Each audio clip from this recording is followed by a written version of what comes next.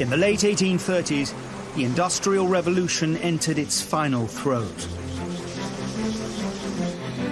The power of steam had been harnessed, and thanks to Brunel, Britain was on the move.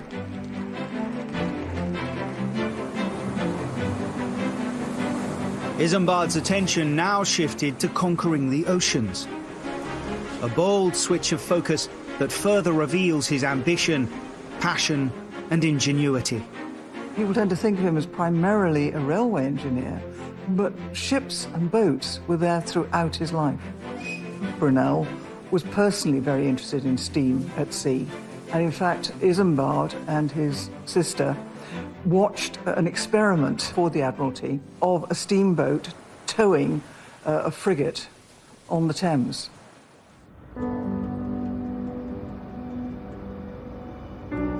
The SS Great Britain, Brunel's only surviving ship.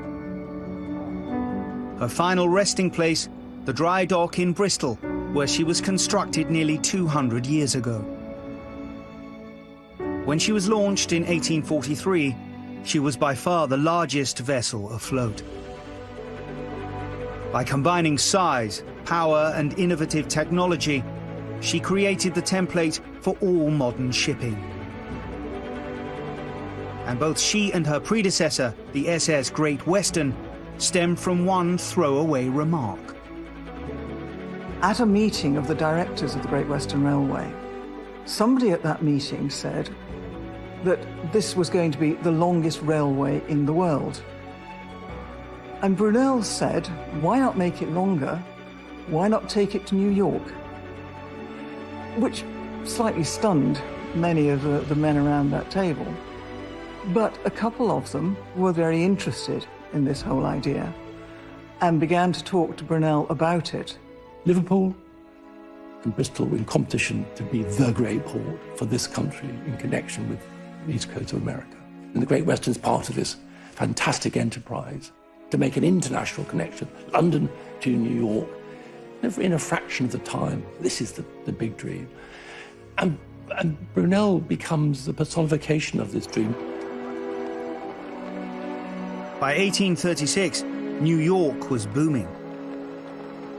For the merchants of Bristol, it was a gateway to potential riches.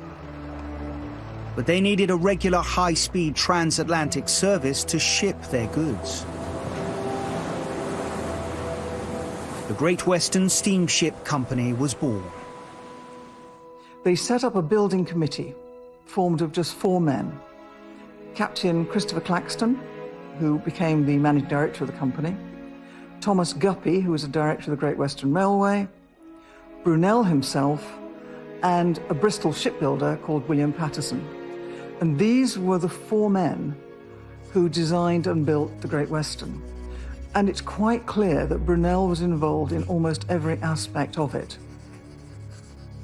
Working by committee is a change for Brunel, requiring a different approach to the dictatorial micromanagement that built the Great Western Railway. Brunel had a really close long-term working relationship with several members of the Great Western Committee, and he looked to them for advice in lots of areas. So, for example, he wanted a big window in the Great Western so that people in the superior class cabins could get a good view of the sea. But one of his advisors said, well, actually, no, not in the Atlantic, in the middle of winter. So if one of the committee had a comment to make, and it was based on evidence and proper facts, then Brunel was happy to listen and set great store by particularly Guppy, Claxton and Patterson's views. In building the Great Western steamship, I think Brunel was kind of at his best. He was early in his career, he was still trying to win allies. He was trying to be innovative, but he was being cautious and intelligent at the same time. And he played a great role in connecting the investors and the shareholders that wanted to develop the technology with the engineers who could provide it. When she makes her maiden voyage from Bristol to New York in April 1838, the SS Great Western proves herself to be a truly revolutionary vessel. The Great Western was the first steamship to work on engine power alone across the Atlantic. So for centuries it had taken 5 or 6 weeks to get from Europe to North America, and that ship shortened it to a fortnight. It was the Concorde of its era because it had this effect. So the rich, the famous, people who are in a hurry to get away somewhere, businessmen, news and information was considerably speeded up by this one ship setting up that regular route between New York and Bristol.